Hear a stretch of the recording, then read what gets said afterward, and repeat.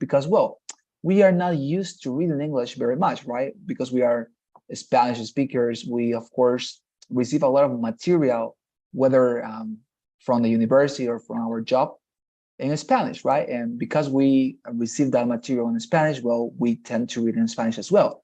And maybe that is a complication, right? But nonetheless, I just wanted to tell you that it is possible to improve very much on this section by two different methods. First of all, practice, okay, a lot. And that is something very, very easy, right? Because actually there is an advantage for this section, for both of you. That is that you don't need anybody else in order to practice, right? Maybe for the speaking section, you need somebody to practice with because you need to speak and to have your speaking very constant. But for this section, for the reading section, the only thing you need is basically book, right? A book, a material, a passage to read. And that is all you need in order to improve and to, well, basically get better in your reading.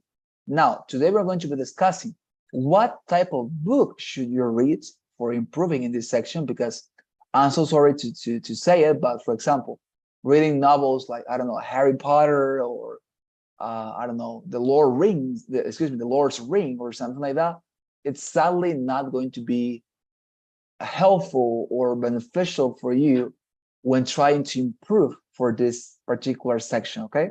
There is a specific type of material that you're going to receive, and that type of material should be the one that you should be reading instead of novels or things of that sort. Although, of course, if you want to improve your reading for any other aspect of your life, to get more vocabulary, to get used to reading, of course, read any type of book in English. It's fantastic. For example, I love to read Dostoevsky. I don't know if you know about him. It's a Russian writer, very, very old Russian writer, very famous for writing novels about very complicated and philosophical topics. But nonetheless, I enjoy reading his novels. But nonetheless, for the exam, it's not very recommendable to consume that type of material. All right. So let me close this and let's start with the presentation. Here we are. Fantastic. So let's go. Okay, let's start with the TOEFL reading section. As you can see, you're going to be receiving preparation in order for you to recognize the very, very tiny letters that you know that when reading any document, the tiny letters are always the most important ones, right, to understand the topic. But well, as you can see, TOEFL reading section. Let's start. Let's discuss some general aspects first for you to have a general understanding of this section and what you have to do. So first of all, the reading section is designed to assess how well you can read and understand the kind of materials used in academic environment. This is what I was talking about. Remember I told you, right? It is not actually possible to practice for this section with any type of literature. Sadly, novels are not fantastical novels, I mean, right? Are not very much appreciated for practicing for this section. Now, as you can see, you are going to be evaluated with regard to how well you can understand academic material. That is to say, any paper, reading passage, or material that could be used in academic environments. And this not only implies universities, but also implies work scenario. That is to say, things that you could receive at your job. For example, if you are somebody who works in the medicine area, as Lucia has told me, she works in the medicine area. Sometimes you have to, of course, receive papers, right? You have to receive articles. You have to read things of that sort. Maybe your boss assigns you such a thing because you need to be updated, right? You need to be actualized with all the new technology you are receiving. So you are in need, excuse me, to read academic material, things that are scientific, using academic talk, academic devices in the sense of grammar, complicated words. So this is the type of material that you are going to receive in the reading in the reading section. I'm going to be showing it to you, so don't worry. I'm going to use my simulator in order to give you a very good understanding of how will this section look like on the actual exam. But just as a preliminary commentary, it's very important for you to understand not reading novels or fantastic literature, because if you read such a material, that is not going to help you in order to practice, okay? What is going to help you to improve for this section is academic material. Don't worry, because I'm going to be sending you today material, okay, that contains a lot of resources, free resources for you to practice, all right? And that is going to help you a lot, okay, in order to improve and to practice for this section, okay? But if you have any book about biology, medicine, mathematics, physics, astronomy, computer science, anything that you could think about being taught in a university, then you should know that that is something that probably you're going to receive in this reading section, okay? Something that could be taught in a university, something that you could receive at your job. If you're a professional, that is something that you are going to receive for this particular section, all right? Let's continue. Now, what about the structure of the reading section?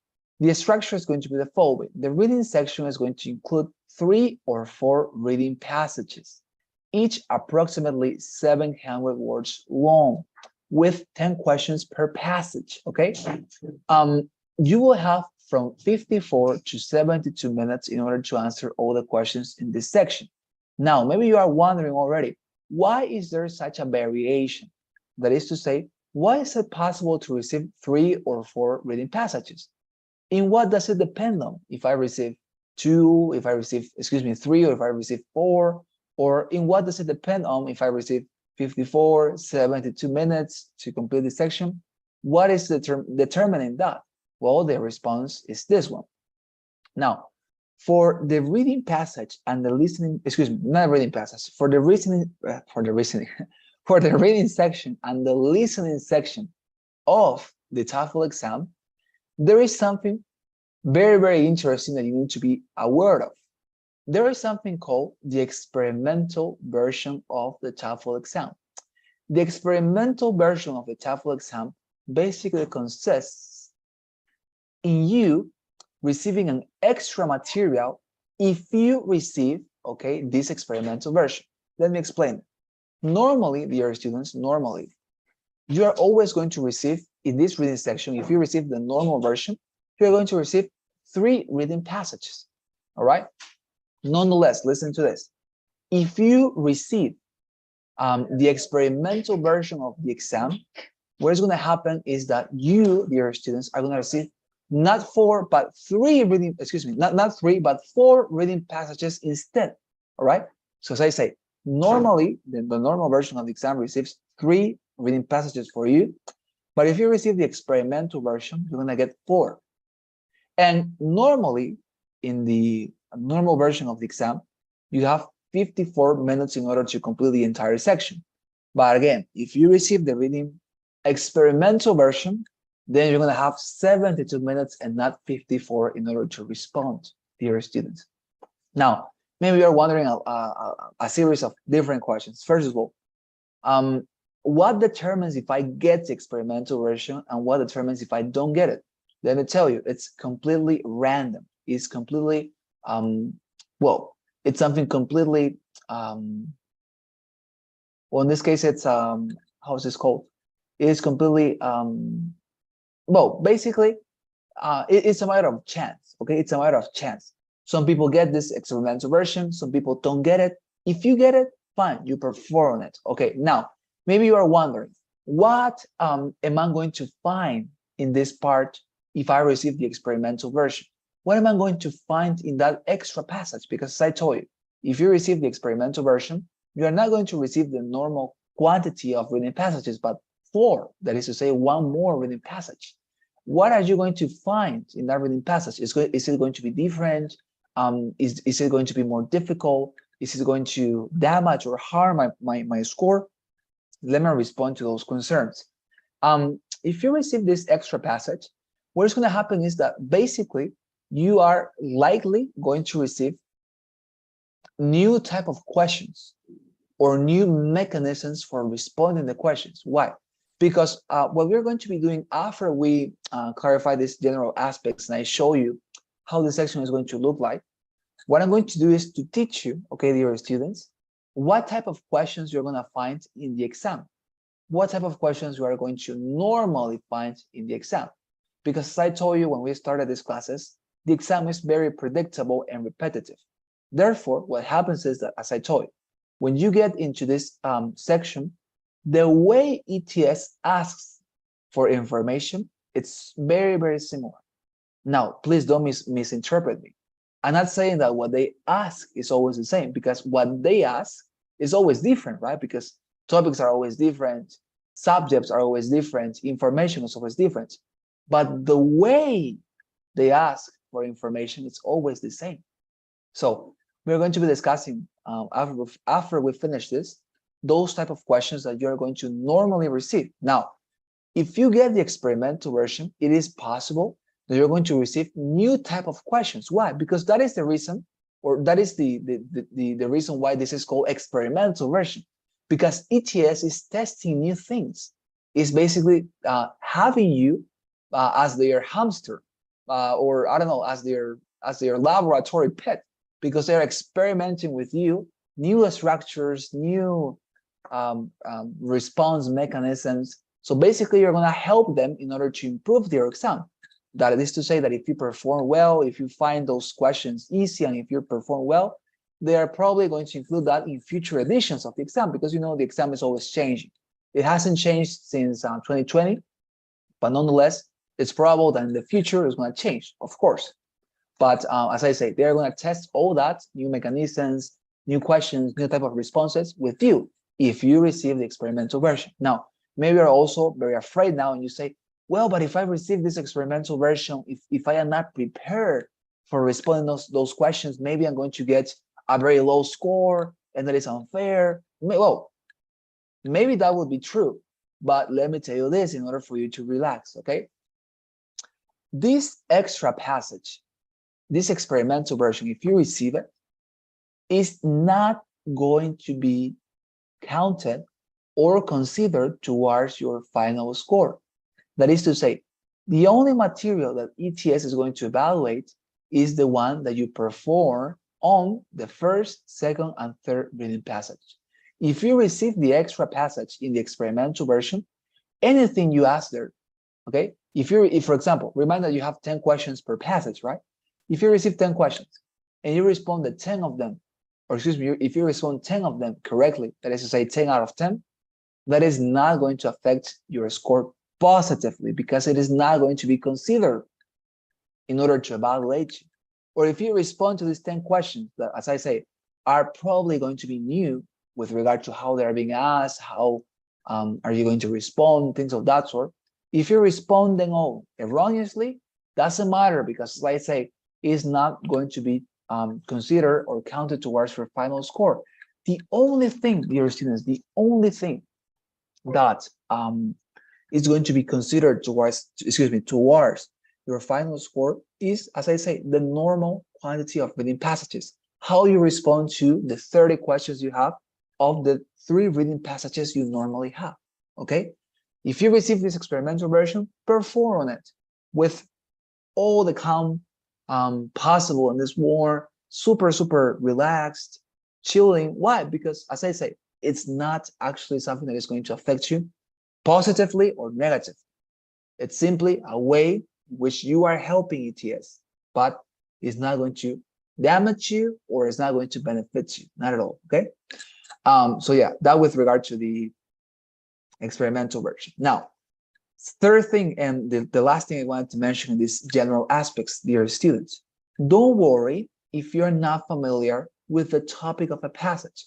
Remember that I told you, this session is going to ask you, or basically is going to present you reading passages about different subjects: mathematics, physics, arts, computer science, medicine. Whatever you could find on a university, it's likely that you're going to receive it. Now, don't misinterpret me. Please don't understand that you need to learn formulas, for example, or that you need to go and learn and relearn the chemistry table, iridium, oxygen, how much is that? You don't need to come back to high school. You don't need to learn anything. Okay, don't memorize formulas in mathematics, or don't memorize as I say, the chemistry table. No, not necessary. Why? Because all the information you need to answer the questions will be included in the passage. Okay, if the passage is about chemistry, of course, it's going to ask you 10 questions related to the paragraph, or excuse me, related to the passage. It's not going to ask you anything external. If it is, for example, about biology, and the topic specifically is, I don't know, Darwin's evolutionary theory, is not going to ask you about the chemistry table. All right. So you don't need to get preparation for any specific topic. As I say, if they ask, or if the reading passage is about the Darwin's evolutionary theory, then all the information you need to respond to those questions that, of course, are going to be about Darwin's evolutionary theory are already included in the passage. That is to say, all the information you need in order to respond to 10 questions is already there. You don't need to learn or memorize anything previously. All right. Now, that is important as well, because imagine that, for example, you are a specialist in the area of mathematics. Okay. Imagine for a second that you are a mathematics professor. If you receive a reading passage during this part of the exam that is about mathematics, ironically, please don't use your own knowledge of the subject in order to respond to your students. Why? Because, as I say, they are not asking you about any external information. They basically don't care about the data or the knowledge you have on the subject, although it sounds crude, but that is the fact. The only thing they care about is the material they give you and how well you understand that material and respond to the questions following it. Okay?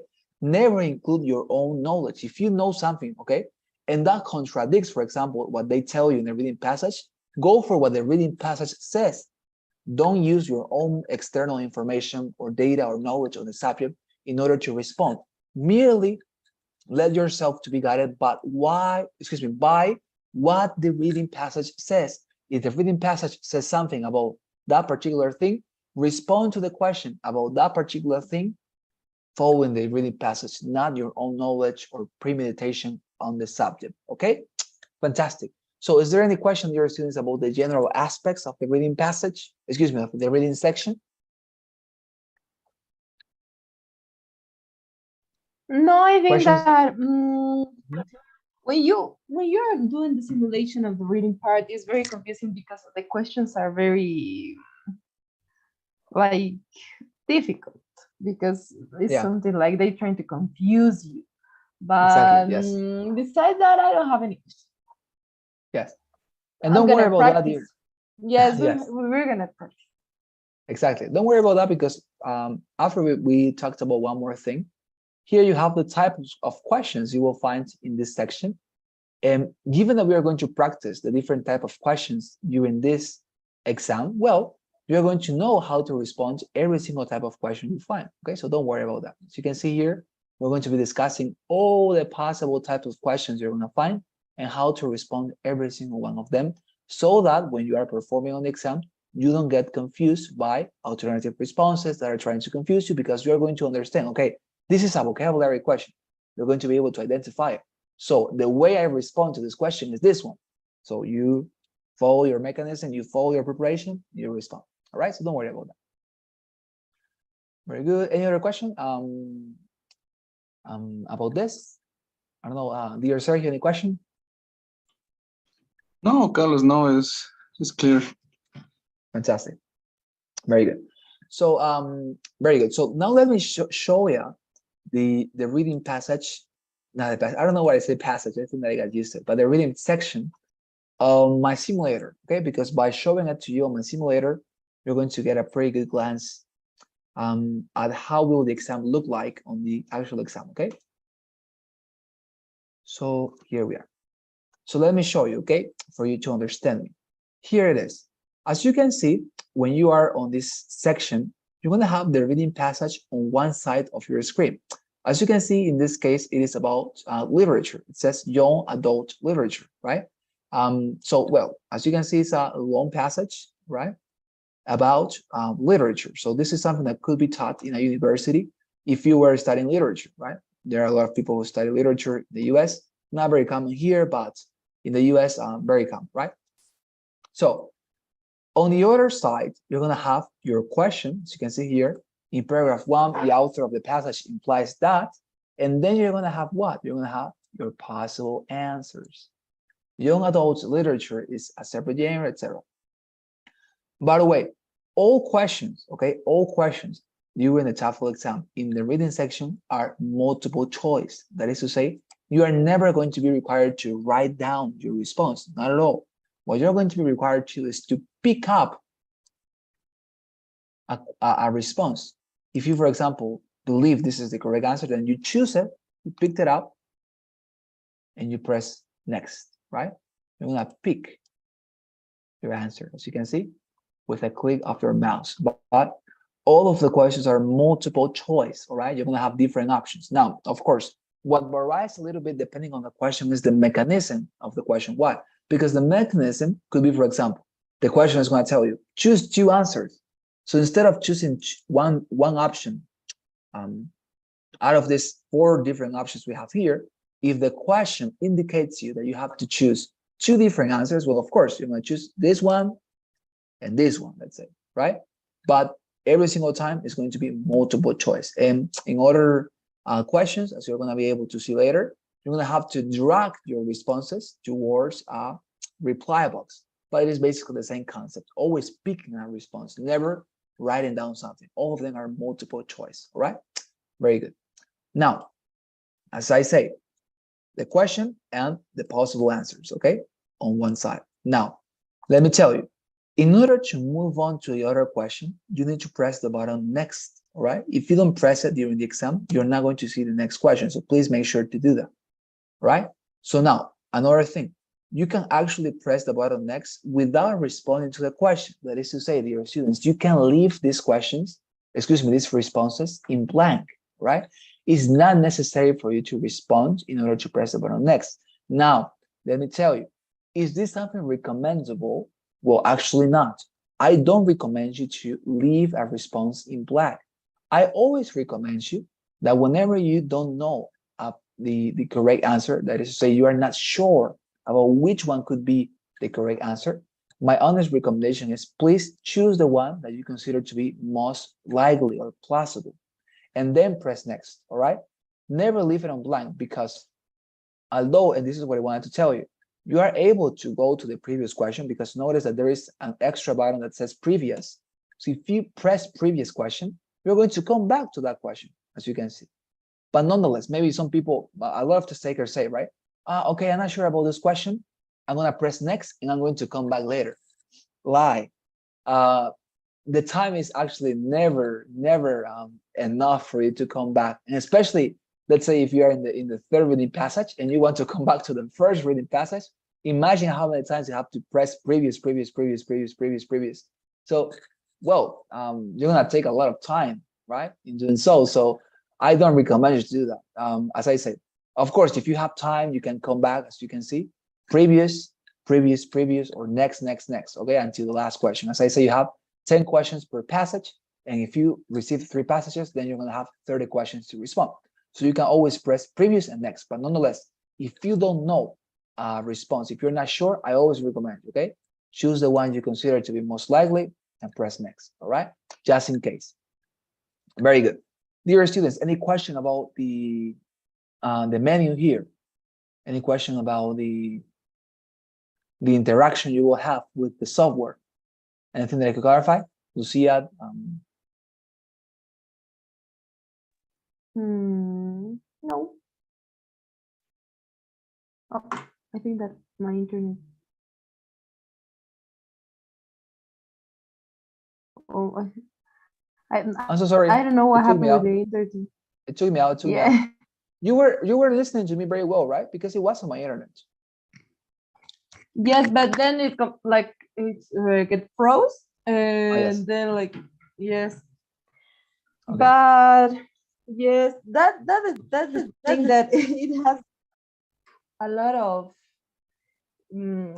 words that can be very confusing. I made the simulation, and I didn't get well on the simulation part. That's why I'm so traumatized with the reading part. Yes. No, don't worry, dear. Yeah, it's fine.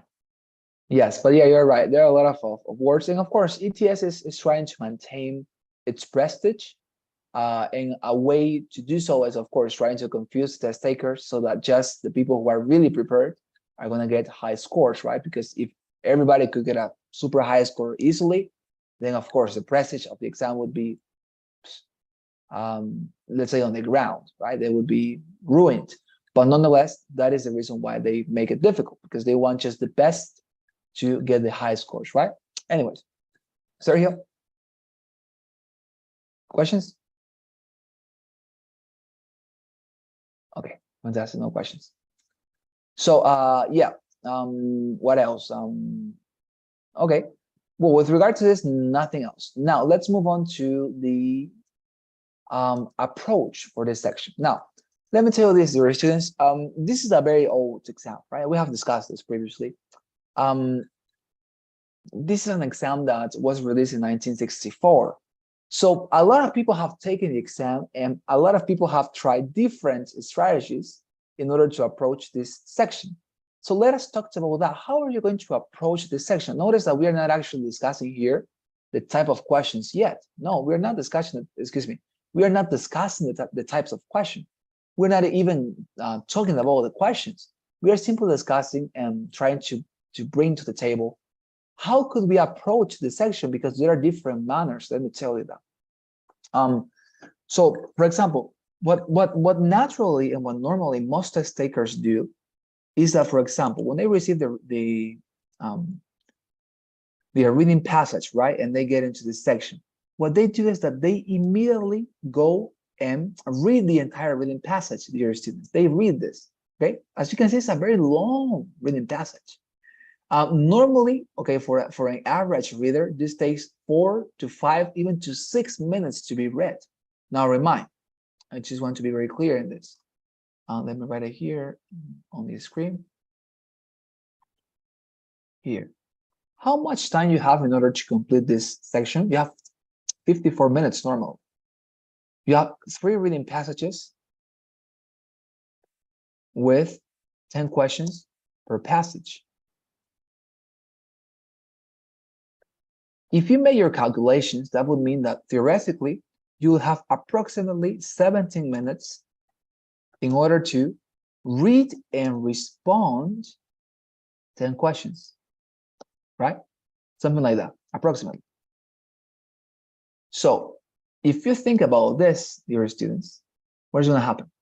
That maybe you're going to understand that if you read the entire passage, okay, and you know that you just have, as I told you, just have like, as I was mentioning on a basis, 17 minutes per passage in order to read the passage and to respond, because please don't misunderstand me. You don't have a separate time for you to read and then the questions start. No, you have 17 minutes, or excuse me, 54 minutes in order to read and respond the entire questions, okay? You don't have a specific time for reading and then the questions start. No, this is the time for the overall section, okay, for reading and responding. So if you go about reading this before you start, all right, your students, if you go about reading this passage before starting to respond to questions, you're going to take a long time, and probably it is not going to be sufficient for you to respond to all the questions, okay? So my honest recommendation is, let us follow another technique, and this one is the technique that I want to recommend you, the charts strategy to approach this section, okay? This is the one that I used myself, by the way, when I was taking the exam, and I think it's very efficient. Let me tell you why. So first of all, let us discuss what is this strategy. Following this strategy, basically, what you're going to do once receiving your passages, dear students, is to go directly to the first question and use the passage to respond, not reading the whole passage first, okay? Not reading the whole passage first. Let me clarify this a little bit. So for example, when we are here, I'm going to take this here. Okay, fantastic. So as I tell you, what you can do is, maybe you are tempted to read the entire passage first, and then you want to respond to questions. But now, let me tell you this. This is the first question, right, of this passage. If you read this entirely, what is going to happen is that you are going to become an expert on this topic. Probably because you are somebody very intelligent, then you're going to be able to understand this, you're going to learn. But is this beneficial for us right now? I mean, what is the purpose of our exam? Are we taking this exam, the TOEFL exam, in order to become experts on young adult literature and to know a lot of things about this? Or are we taking the exam in order for us to have the greatest qualification possible? The second option, right? So what I recommend you to do is to use the reading passage not for learning about young adult literature. Because if you read the passage first, what's going to happen is that you're going to end up knowing about adult literature. That is to say, you're going to become an expert on young adult literature. And that is something that we do, for example, when we are in the university, right? We study a topic and the professor later asks questions about that topic, but we need to be an expert, first of all, on the reading passage or on the subject in order to be questioned and asked. But nonetheless, in this case, that is not something good because, as I say, we are not taking this exam in order to learn something, not at all. We are taking this exam in order to get the greatest possible qualification. So in order to do that, as I say, use the reading passage not for learning, but use it merely as a means in order to respond to questions. And how can you do that? Well, by following this strategy. Once you receive your reading passage, once you are in this section, first thing you have to do is to go directly to the question. Don't pay attention to this. Go directly to the question and read it. In paragraph 1, the author of the passage implies that, and as you can see here, the question is telling you, right? The question is telling you, where is the response for the first question? In this case, it says, in paragraph 1, the author of the passage implies that, and here you have your options. So what you have to do after you do this, afterwards you have read the question and the possible answers, is to go and look for it on the first paragraph. Because notice, every single passage in the reading section of the exam is divided into different paragraphs, dear students. As you can see here, this will be the first paragraph. It's noticeable because there is a separation, there is a space between them. So you're going to be able to distinguish them. Let me connect my computer here. So as I was mentioning, they are divided, okay? They are divided into different paragraphs. This is paragraph 2, so sorry. Okay. All right. Can you still listen to me, dear students? I see you. I don't know if you're listening. Yes, right. I do listen. Yes. Your image is frozen, and for me, in 2 seconds, it was frozen your audio, like entrecortado. All right. Now it's possible to look at the screen. Now your screen is shared, but your image is still frozen. All right. Yes, it's probable. I mean, the Zoom is actually a little bit weird this evening. Right now, you.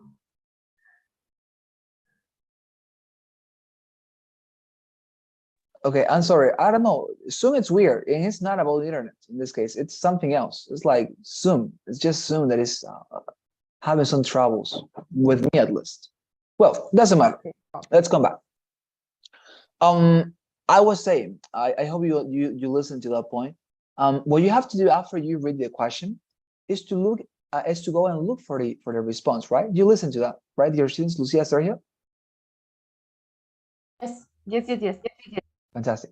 So after Yes, you read yes. the okay, thank you very much, dear students. So when you read the question, what I recommend you to do is to go directly to the reading passage and look for the response for this question.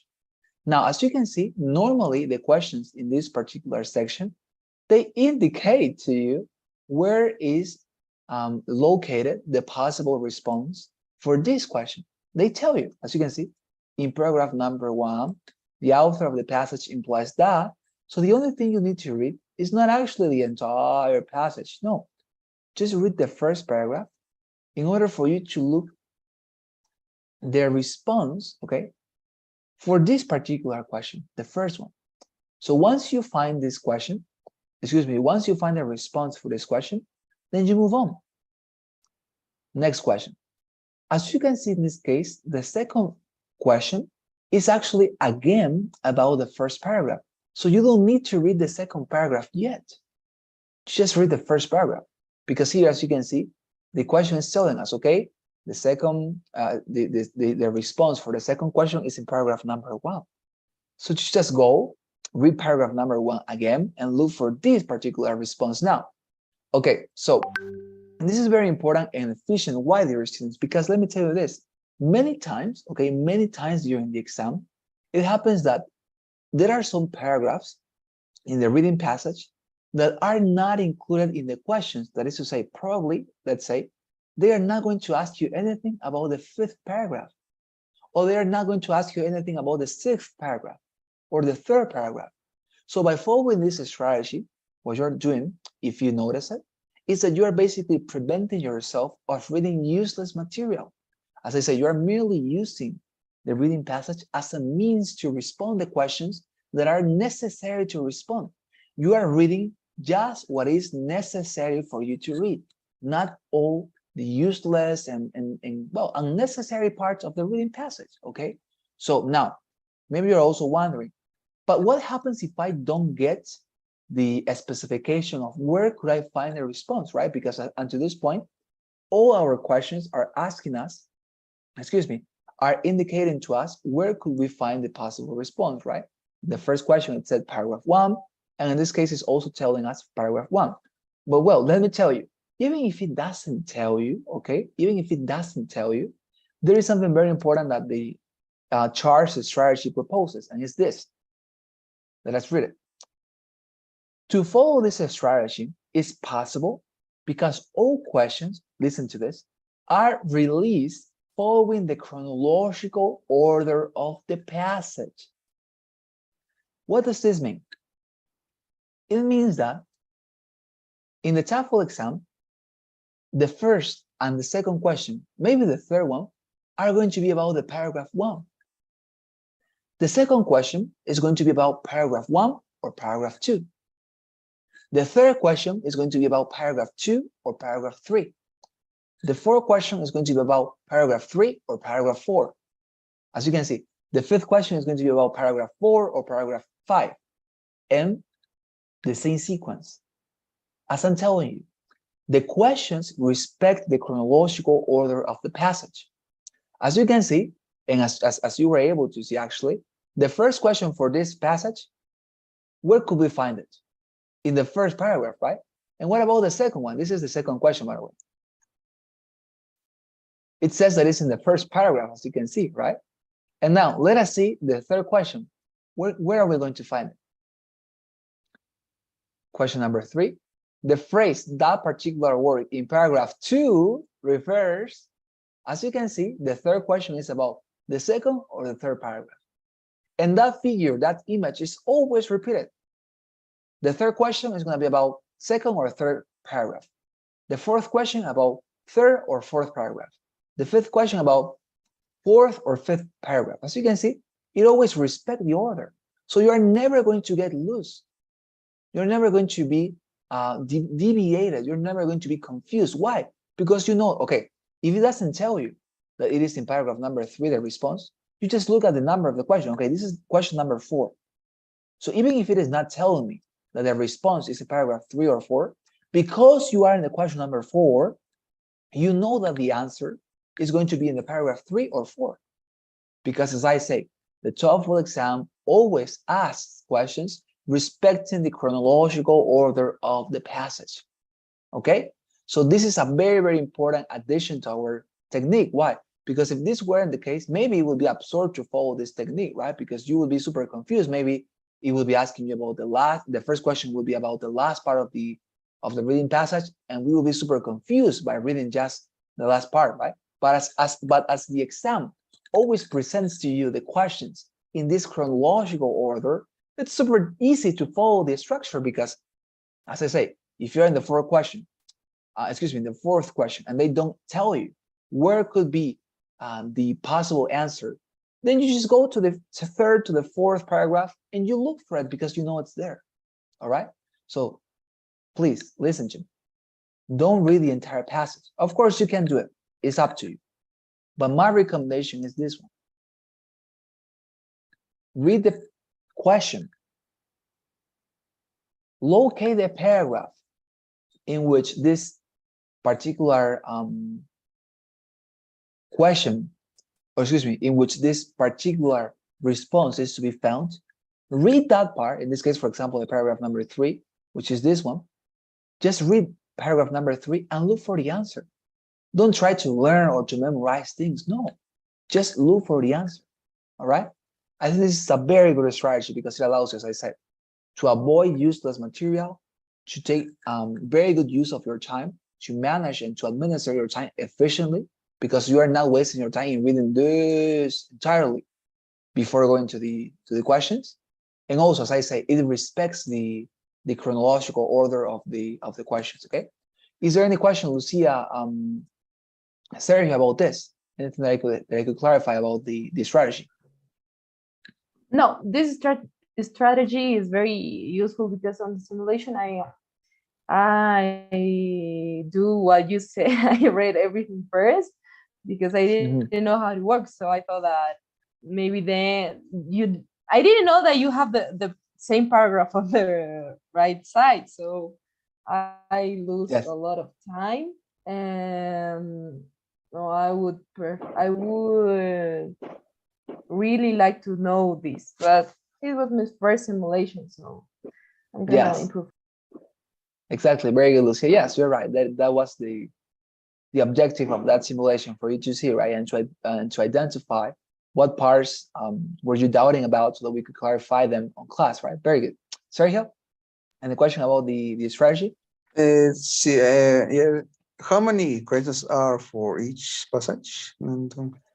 We have 10 questions per passage, right? So if we have 3 passages normally in a reading section, that would mean that you're going to have 30 questions overall. Okay, but per passage, you have just 10 questions. Is that fine, Sergio? Any other doubt? No, thanks. All right, fantastic. Very good. So yes, as I say,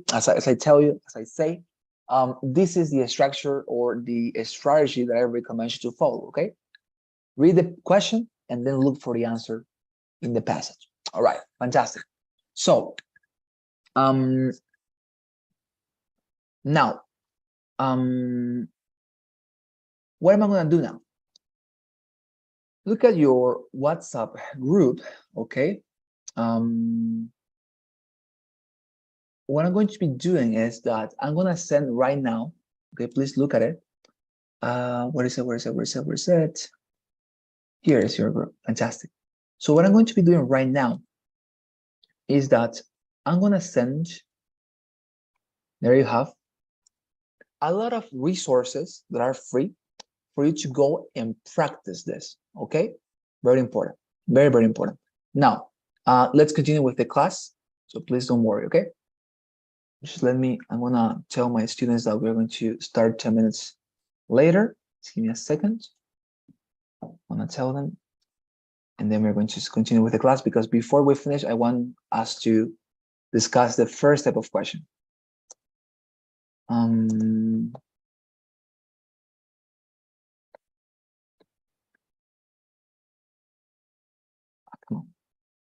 So yeah, I mean, as I say, this is a very easy strategy, and it's super efficient. The way that you're going to manage and administer your time is going to be super natural. Let's say it's going to be very good.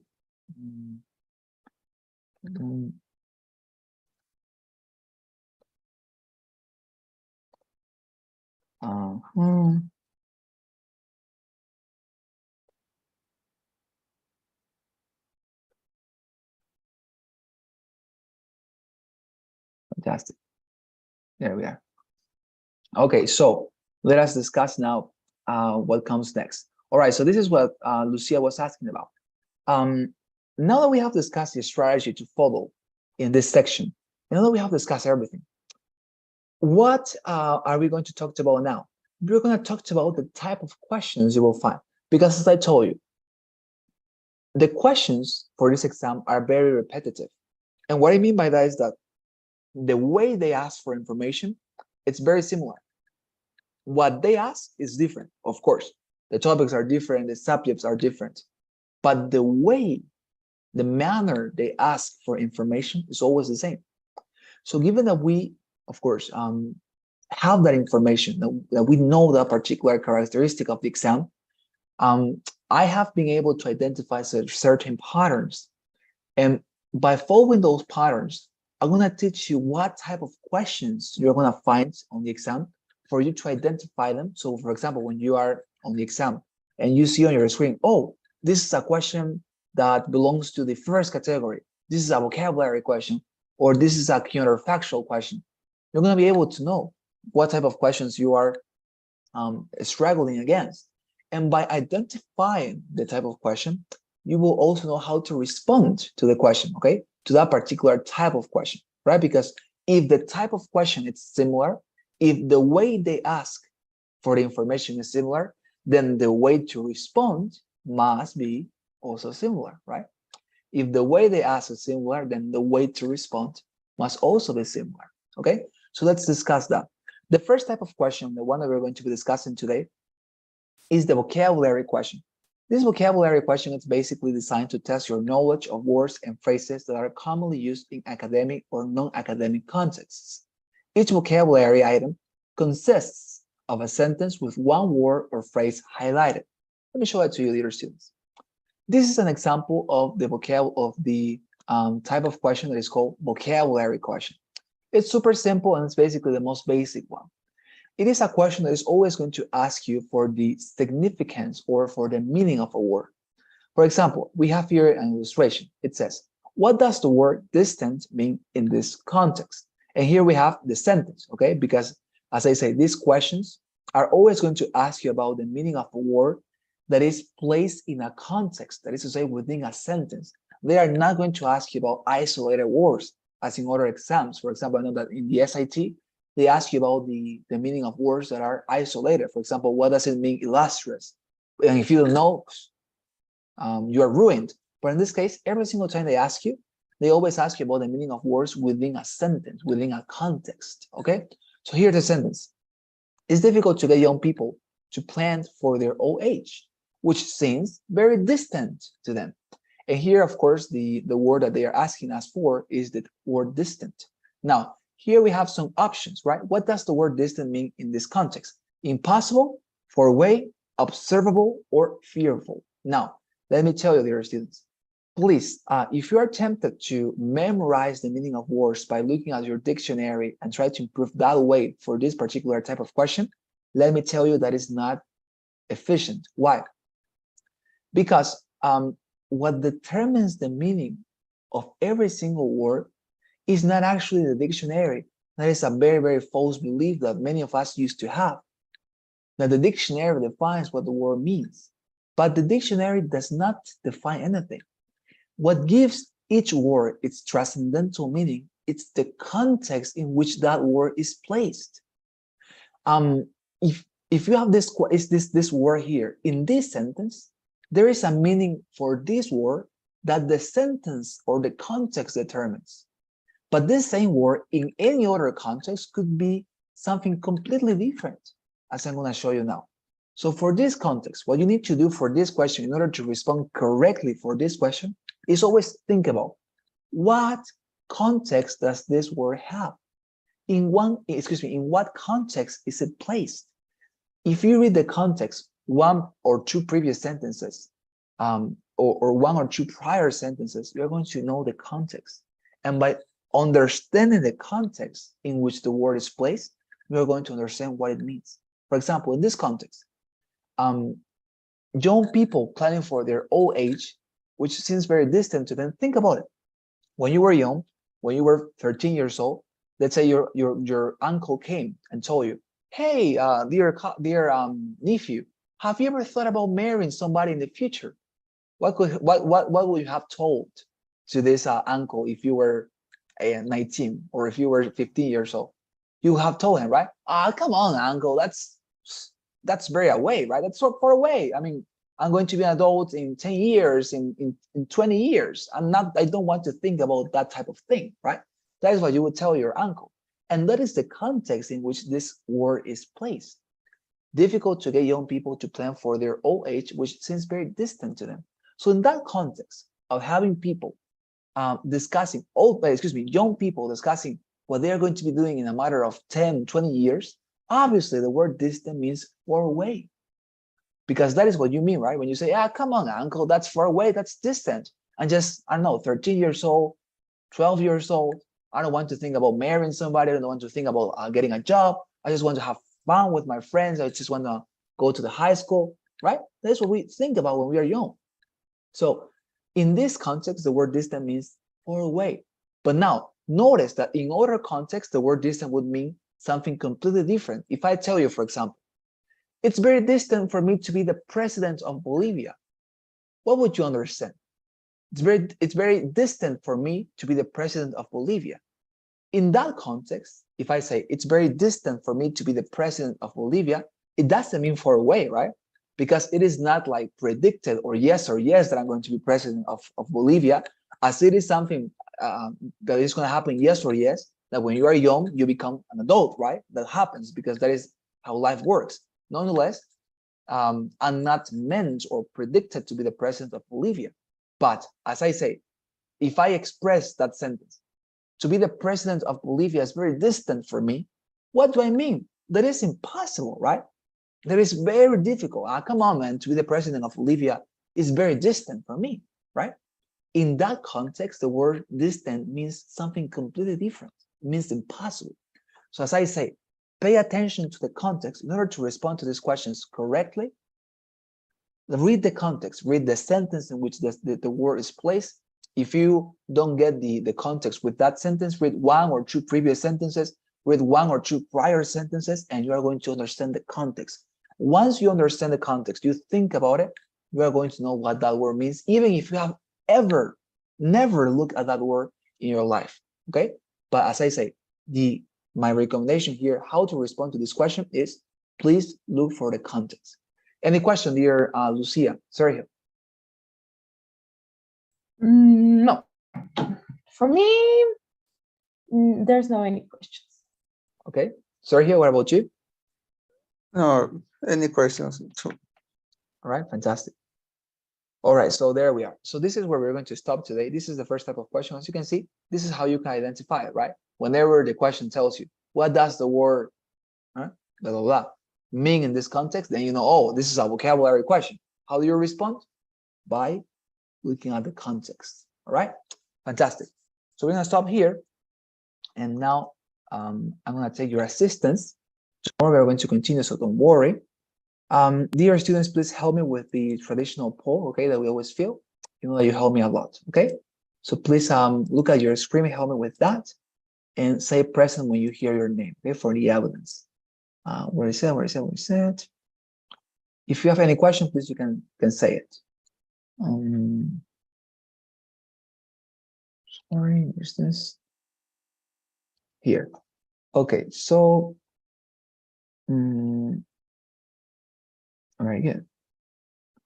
Okay, so Lucia Aguirre, Gabriela. Presente. Thank you very much. Present, sorry. No, it's okay. It's okay. Don't worry. Heredia Sergio Andrés. Present. Thank you very much. Thank you very much, Sergio. Okay, fantastic. So here we are.